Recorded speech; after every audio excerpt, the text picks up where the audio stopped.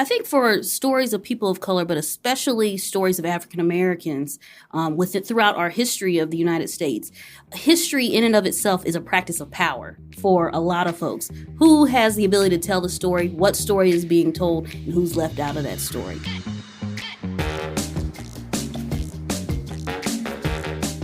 Hello, friends, and welcome to your Daily Detroit for Wednesday, March 26th, 2025. I'm J.R. Stays, and today's conversation is about the Jackson home. Now, originally in Selma, Alabama, it was a crucial place in the fight for true freedom for African Americans. It's been moved here to Metro Detroit at Greenfield Village in the Henry Ford so that it can be preserved, celebrated, and the story told to so many more people. So I went to Dearborn and talked with the Curator of Black History at the Henry Ford, Amber Mitchell. Now, if you don't know about this place, Dr. Sullivan Jackson and Mrs. Richie Jean Sherrod Jackson offered their home as a sanctuary and hub for Dr. Martin Luther King Jr. and other civil rights leaders as they planned the marches that ultimately changed America. From the Jacksons' living room, Dr. King and others watched the "We Shall Overcome" speech by President Lyndon B Johnson, publicly backing voting rights. That speech this week is 60 years old. The Selma to Montogomery March was planned there, and all of this culminated with the passage of the Voting Rights Act in 1965. So, today we get all the details, why it's there, what's happening with the progress, what kinds of programming are they thinking about, and of course, the importance of this work being done today. Thank you to our members on Patreon, who, by the way, got this conversation yesterday because members get benefits. Local media requires local support. And thanks to Kate and Jade for supporting us recently. You can join them, get early access to episodes, our Off the Record, Off the Rails podcast, swag and more at patreon.com/dailydetroit. We even have an easy one-time annual option now. All right, let's go to the Henry Ford and our conversation with Amber Mitchell. When I first heard that you all are bringing a house up from Selma, Alabama, I was, one, amazed. Two, I think what an excellent act of trying to just keep the spirit alive of these spaces that I think sometimes people forget about. So why don't we start with the very basics? Let's talk about this house and why it's so historically important. Sure. So the house that we're talking about is the home of Dr. Sullivan and Richie Jean Sherrod Jackson from Selma, Alabama. The two of them, Dr. Sullivan Jackson was a dentist. His wife, Richie Jean, was an educator.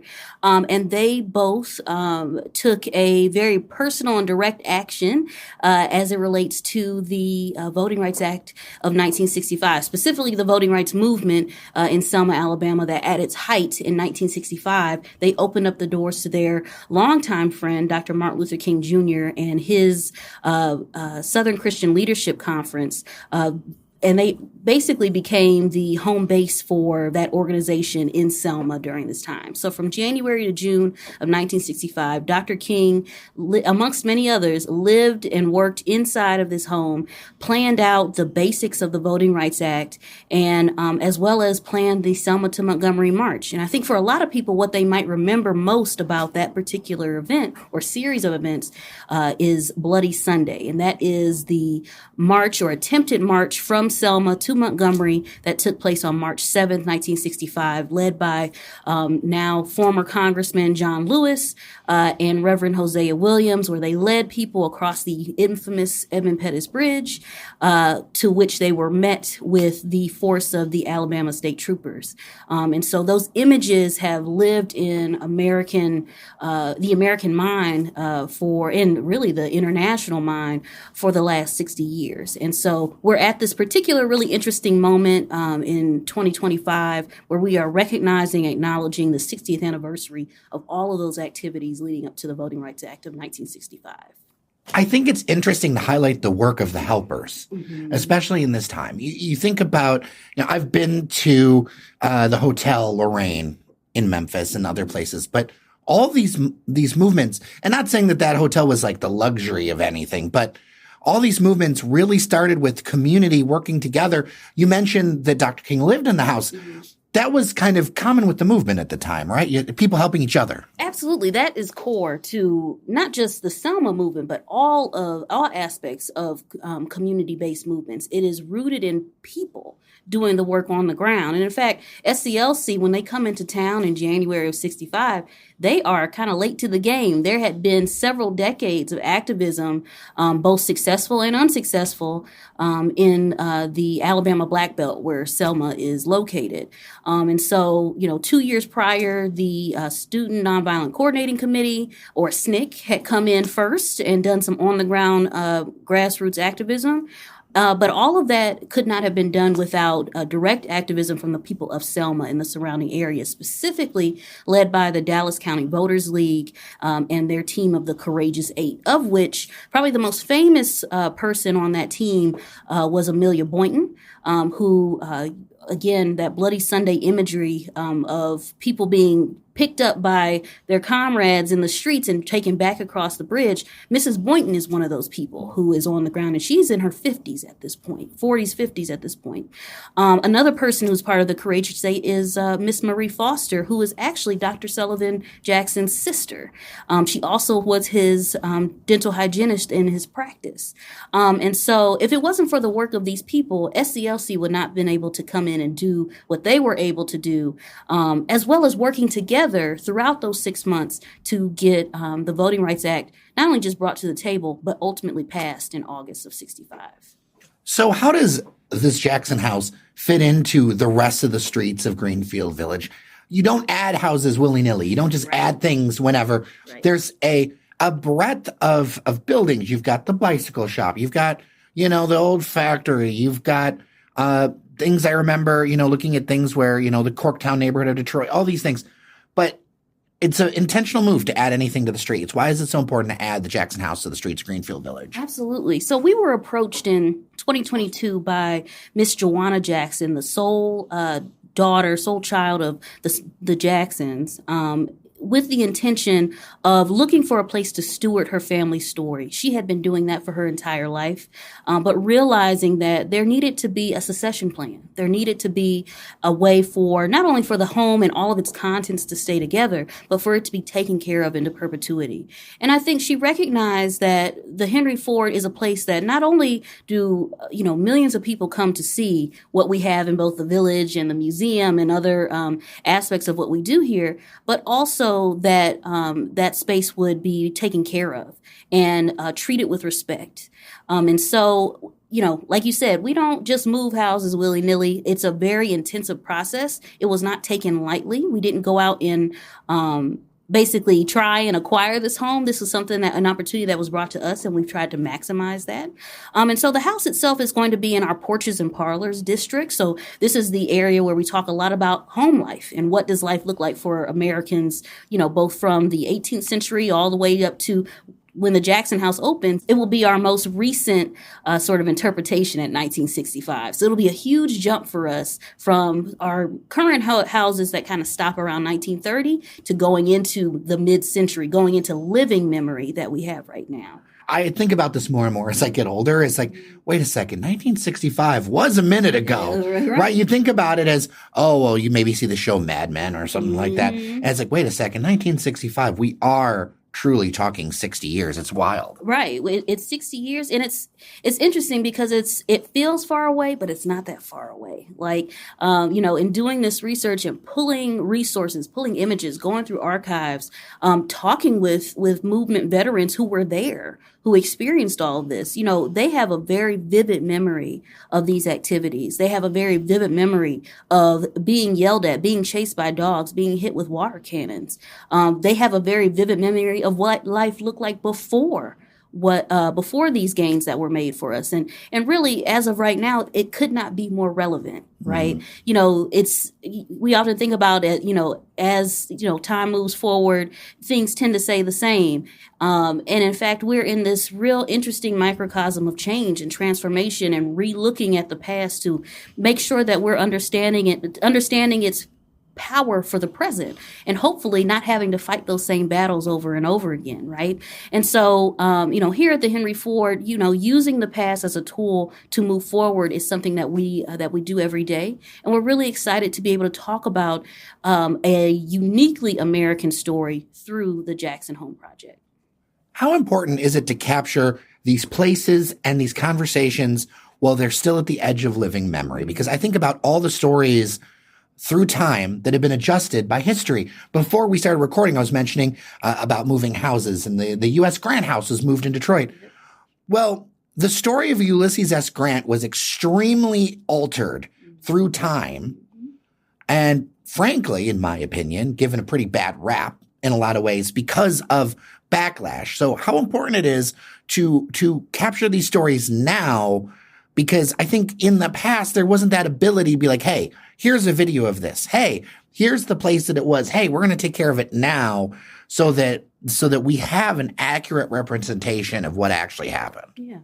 I think for stories of people of color, but especially stories of African Americans throughout our history of the United States, history in and of itself is a practice of power for a lot of folks. Who has the ability to tell the story, what story is being told, and who's left out of that story. And so for myself as a historian of African American history and curator here, it's really important that we not only talk to those who were there and we make sure that we get their stories down from their perspectives, but we also are using that in conjunction with histories that have been written and those that have maybe been forgotten over the last several years. I think for a lot of folks, they might not have time to sit down and read a huge 1,000-page book on, say, the life of John Lewis, which there's a very new book out that is very good, and I would highly suggest reading that 1,000 pages. But if you don't have time or you don't have that ability, what you can do is maybe go to a museum. Mm-hmm. What you can do is maybe listen to an oral history. What you can do is maybe read a blog post on that museum's website. I think what we do best as museums and historic sites and other public history spaces is make sure that history is accessible for folks at any and all levels so that they can best understand the world around them, give themselves context, and critically think about how this truly affects them today, and hopefully do something with that energy. I love reading books, do not get me wrong, but there is something about experiencing the space, like the times I've been to the Henry Ford and learned new things, or even like I think about, it's almost cliche, but the Rosa Parks bus, right?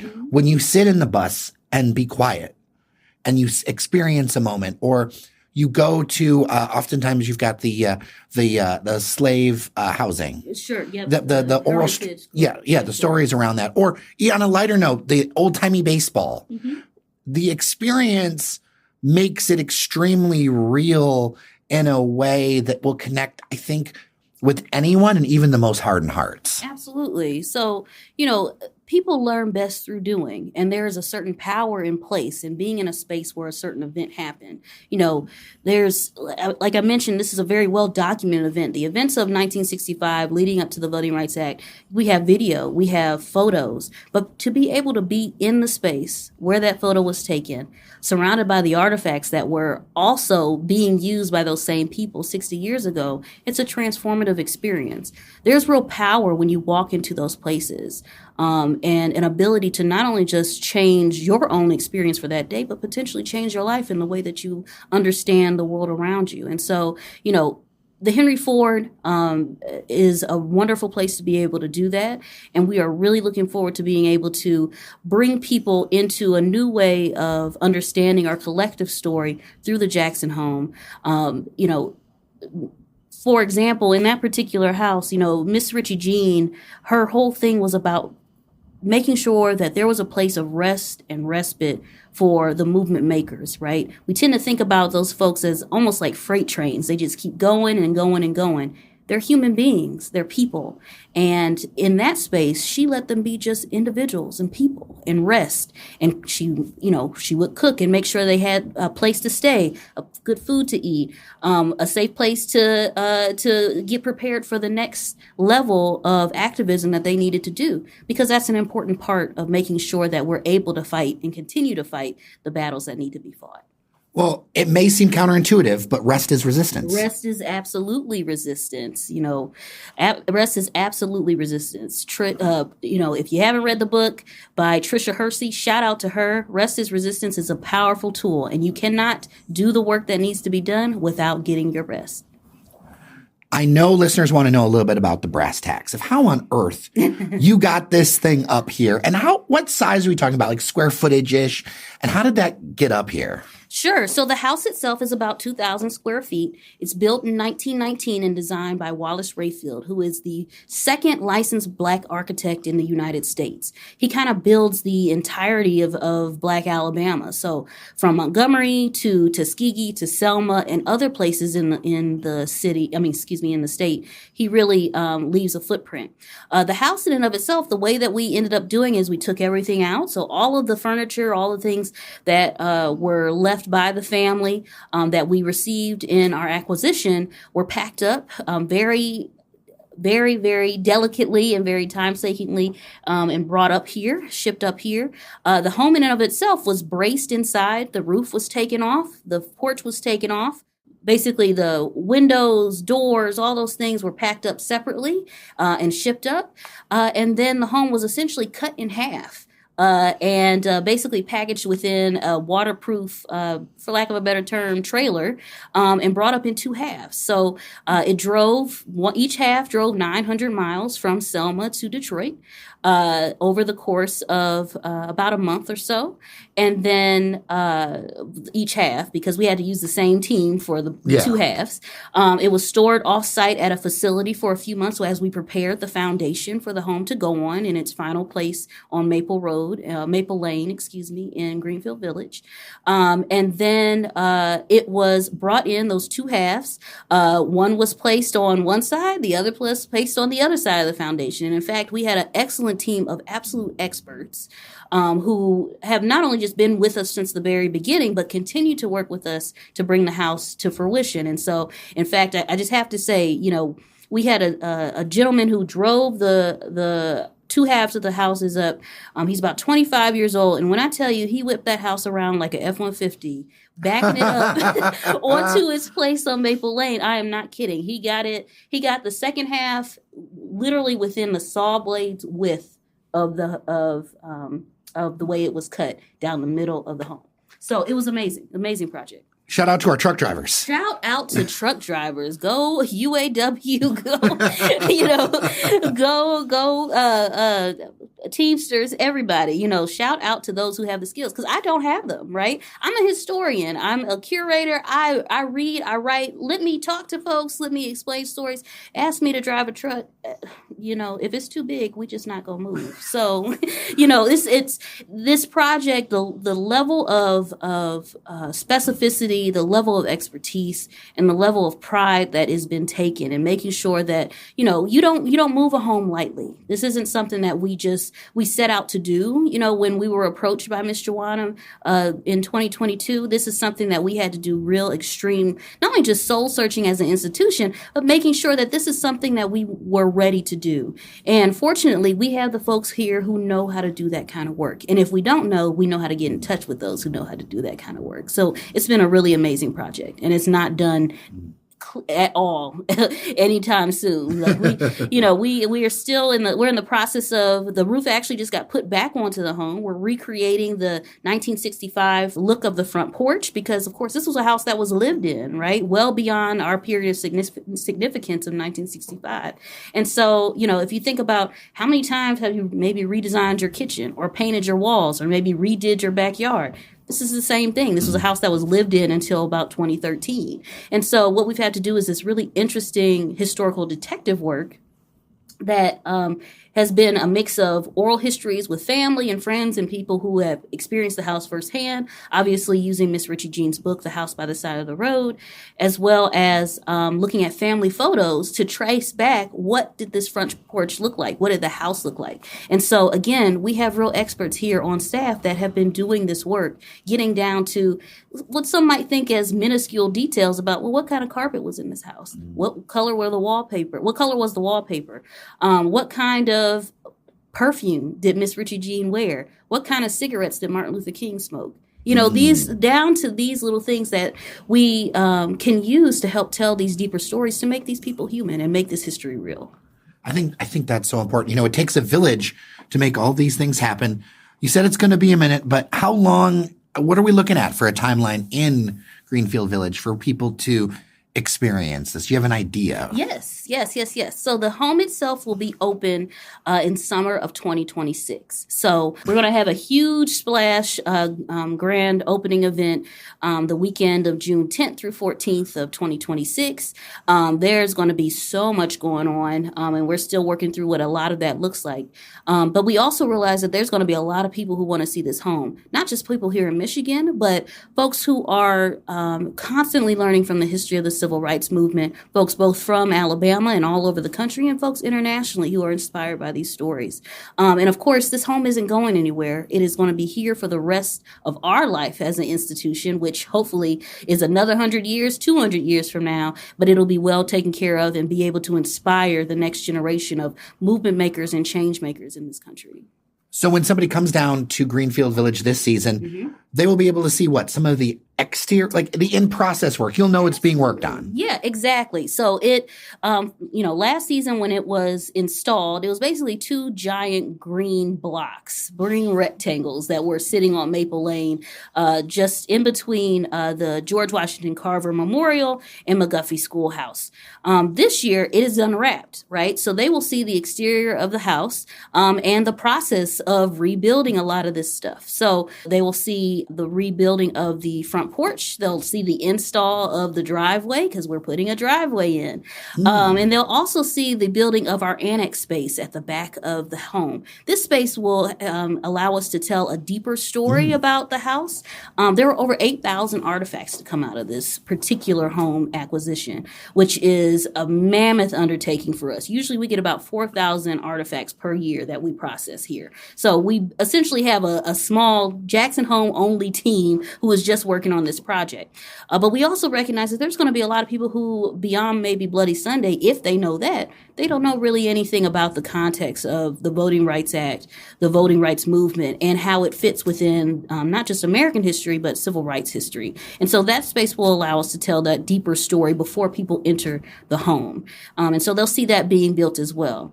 We'll also have a number of different events that lead up to the opening of Jackson House. We have a blog series on our website right now at thehenryford.org that's exploring different aspects of the history of the Jacksons, of Selma, of voting rights, and of course of the work that we're doing here.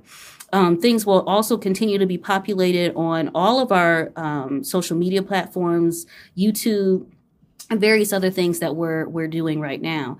I think if folks decide they want to come out to the museum, we do have an exhibit that is just opened up in the last couple weeks. That is a introduction to the Jacksons and the 60th anniversary of the Voting Rights Act called We Shall Overcome. It is right next to our Your Place in Time exhibit, just across from where our kind of flexible gallery spaces is at on the museum floor. And there's a number of artifacts that came out of the home that are out on display, as well as information about the Jackson home and a video about the Voting Rights Act. So there's a lot to do starting right now to learn more about the Jacksons, to learn more about the Voting Rights Act, and of course to stay involved with the Henry Ford. Well, and people forget, this is the number one tourism draw in Metro Detroit. It is. We are the largest, or one of the largest museums in the Midwest, and one of the largest in the country. Especially Greenfield Village. I don't think there's really any outdoor historic space that really competes with us in terms of the number of buildings. We have about 85 different buildings outside in Greenfield Village, all historic, whether they be historic businesses or historic homes that allow us to explore those places and spaces that have changed America, or maybe just are interesting to you and your family. And of course, there's always the carousel and the Model Ts, and of course, Thomas the Train when he comes in May. So, it's always a good time here at the Henry Ford, but it's also an educational time at the Henry Ford as well. Thomas the Train, I think, is the one non-historically accurate vehicle. Right. I appreciate you so much. Thank you for your time on Daily Detroit. I really appreciate this conversation. Wonderful. Thank you, Jer, for your time as well.